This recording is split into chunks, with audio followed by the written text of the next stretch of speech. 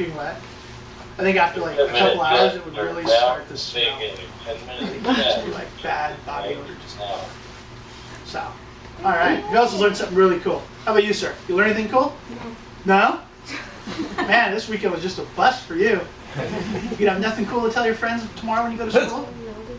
Nothing? Man. I guess we're failing at our job. Anybody else? What do you got? Looks like you were pointing at yourself. No? Nothing? Okay. Well, I'm gonna impart some knowledge on you right now. So, this is the Marine Detachment, which probably doesn't sound really impressive, but if you think about this ship has about 5,000 sailors on board. There's only about 60 Marines total on board. And those Marines are assigned to the ship, and this is where they would live. Now, where did you guys sleep last night? You know what that was called? The bunk bed. The bunk beds, right? Did you notice how there's like no personal space? There's no living room, there's no place to really hang out, it's just beds. So the sailors who were on the ship would normally work, eat, go to sleep, and repeat. That was pretty much their day-to-day life. That's what they did. They didn't have a space really to socialize. You couldn't just go somewhere on the ship and hang out. Unless you were assigned there or you were working there, you couldn't just go hang out. Like you, as a sailor, you can't just go up to the flight deck and enjoy the view. Unless you have a job up there and you're permitted to be up there, you couldn't go up there. It was off limits for safety. The Marines, however, if you notice, have this big open room. Compared to a lot of places on the ship, this is huge. This was their locker room, pretty obvious, right? It was their living room. It was their movie room. This is where they would work out. This is where they would train. This was a really multi-purpose room. But because it belonged to the Marines, they made it their own. Now, notice the Marine Corps flag. What are the two primary colors? Red and yellow. Gold. We'll go with gold, right? Gold's kind of a yellow. Yellow's kind of a gold. Now look at the floor. Red and gold, yellow. Look at the center. Got a Marine emblem, right? Everywhere else you've been this weekend has probably been blue and white tile, which is actually not original. We installed that. But most everything is gray. It's dark. It's a grayish color. It's non-skid. It's not very friendly. It's very industrial, very metal. The Marines, though, because this is their house, have made it their own. Hence why it looks really different compared to any other place on the ship. This is where they lived. The Marines who worked here had one very important job, and that was to protect the special weapons. And I put that in quotation marks. Anybody know what special weapons are? You shouldn't. You're way too young. SMGs. SMGs? Submachine guns? No. No? I thought you had your hand up.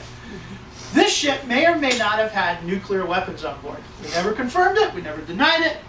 But we have Marines to guard said possible nuclear weapons. And they have to be guarded 24/7. And there's two places where those weapons were kept. You actually ate on top of one of them this morning and yesterday. The special weapons were stored underneath the galley. And did you guys eat in like room 1 or 2? Yeah. Did you see the big elevator? It's probably off to the side. No? It's a big elevator, big metal door. Yeah. Is it blue? It's blue and white, big door, like this big. Yeah, I saw So that. that actually led down to where the nuclear weapons would have been kept.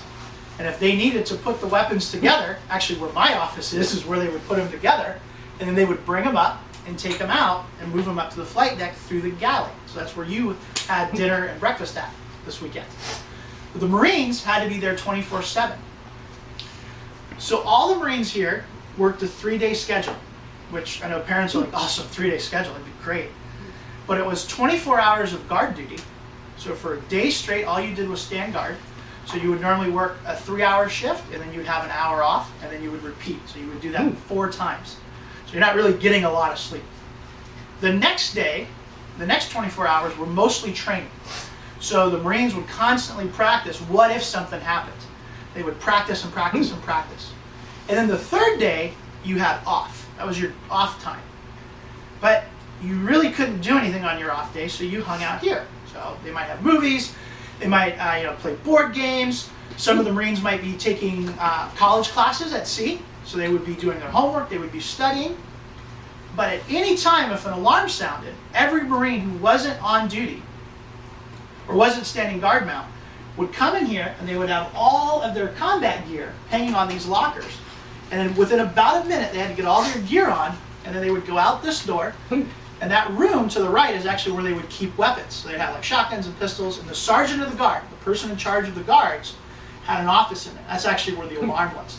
So if he got a panic button from a guard, there was an alarm went off in the ship, he would sound a really loud alarm. All the Marines would come out, grab their stuff, and respond to that emergency. So you never really had a day off as a Marine on the ship. It was pretty much you were constantly on call, like a firefighter, a nurse, a cop. You know, anybody has, you know, one of those we call first responder jobs. That's a lot what the Marines did. They were always on call, always had to be ready to go. There was really no day off. But the Marines also had some really other cool jobs. They were the bodyguard to the admiral and the captain, which is very important. They ran the brig. Did you guys go to the brig yet? The jail? Yes. So the Marines actually ran the brig. That was one of their other jobs. And they also had to be the honor guard. Anybody know what an honor guard is? So when we put a bunch of soldiers, sailors, and Marines, they put on their fancy dress uniform, and they receive kings, queens, presidents, politicians, social or community leaders. So as this ship would go around the world and go from port to port, normally dignitaries from that country where we were visiting would come on board. They'd always be greeted by an honor guard. So the Marines sometimes, look, here's a great picture, would have to get in their dress uniform and be an honor guard. And then an hour later, you might be in your combat gear responding to an alarm. So a very busy day. So one of the other reasons the Marines have these bigger lockers. They have more uniforms, more jobs requiring different uniforms. So if you notice, there's an example actually right behind these two young ladies. You can see different uniforms. And then their combat gear would hang on the front. They also have a room all the way in the back just for their dress uniforms. So their dress uniforms would all be hung up ready to go. So a lot happened with the Marines here. Now, anybody know what this is? A television. High five. You're only like the second person that's ever gotten that. For parents, most kids think that this is a microwave. But, kids, what is that? A radio. VCR. A radio. A CD. A CD. VCR. A CD player. VCR. CD player. You're the closest actually so far. What kind of tape? The big tape. DVD tape. DVD. Videotape? So close. Recorder. Did you say VCR? I have to say it. Nobody take mine. Kids have to say it. I know. That is a VCR player. Yeah. In the 1980s, this was awesome technology. Videos came in these small little boxes that are like, what, 5 by 10 inches, if I remember right? Yeah. I still have some. There. About an inch tall. They had a movie tape in them, and you would put it in. You could hit play. Actually, there's one What's in there?